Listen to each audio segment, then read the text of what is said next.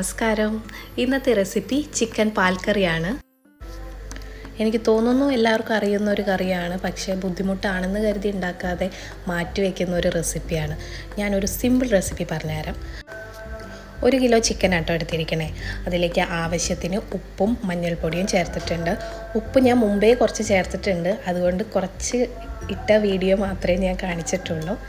ഒരു 1.5 table spoon മല്ലിപ്പൊടിയും കൂടെ ചേർത്തിട്ടുണ്ട്.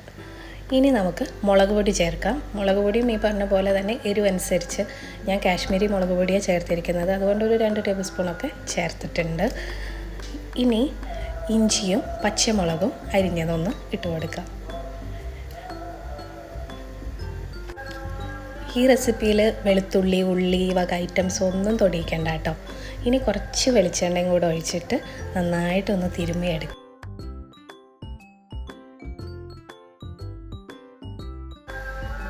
നന്നായി മിക്സ് ചെയ്തതിന് ശേഷം 1 കപ്പ് തേങ്ങാപ്പാൽ, നല്ല കട്ടിയുള്ള തേങ്ങാപ്പാലാണ്. നമ്മൾ ഇടയ്ക്കൊന്നും വേറെ 1-ാം പാൽ 2-ാം പാൽ അതൊന്നും ചേർക്കണില്ല. കട്ടിയുള്ള 1 കപ്പ് തേങ്ങാപ്പാൽ അങ്ങ് ചേർത്ത് കൊടുക്കുക. ഒന്ന് ജസ്റ്റ് ഒന്ന് മിക്സ് ചെയ്യാം. പിന്നെ നമുക്കിന്ന് ഇവിടെ വീട്ടിൽ കപ്പയുള്ളതുകൊണ്ട് ഞാൻ കപ്പയും കൂടെ അരിഞ്ഞിടുന്നുണ്ട്. അപ്പോൾ കപ്പ ഇതിലിട്ടിട്ട് കഴിക്കാൻ ഭയങ്കര ടേസ്റ്റാണ്. നിങ്ങൾക്ക് വീട്ടിൽ കപ്പ ഉണ്ടെങ്കിൽ ഒന്ന് ട്രൈ ചെയ്ത് നോക്കാം കേട്ടോ. കപ്പയില്ലെങ്കിലും കുഴപ്പമില്ല കേട്ടോ. ഉരുളക്കിഴങ്ങുണ്ടെങ്കിൽ അത് അരിഞ്ഞിട്ടാലും നല്ല ടേസ്റ്റ് ആയിരിക്കും. ഒന്ന് ട്രൈ ചെയ്ത് നോക്കേ. ഇനി എല്ലാം കൂടെ ജസ്റ്റ് ഒന്ന് മിക്സ് ചെയ്തിട്ട് ആ ഒരു ചട്ടി ഇങ്ങനെ കുലുക്കിയെടുത്താലും മതി കേട്ടോ. ഇനി നമുക്ക് സ്റ്റൗവിലേക്ക് വയ്ക്കാം.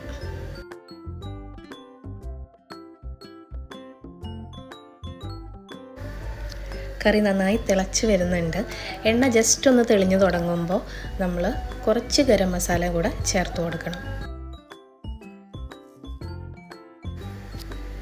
ഇനി നന്നായി തിളച്ച് കണ്ടില്ലേ. ഇനി നമുക്ക് ഇതൊന്ന് കാച്ചിയെടുക്കാൻ ചെറിയുള്ളി, കടുകൊന്നും ചേർക്കണ്ട, ചെറിയുള്ളി, വറ്റൽ മുളക്, കറിവേപ്പില ഈ വക ഐറ്റംസ് മാത്രം ചേർത്തിട്ടൊന്ന് മൂപ്പിച്ചെടുത്ത് നമുക്ക് കറിയിലേക്ക് താളിച്ചെടുക്കാം.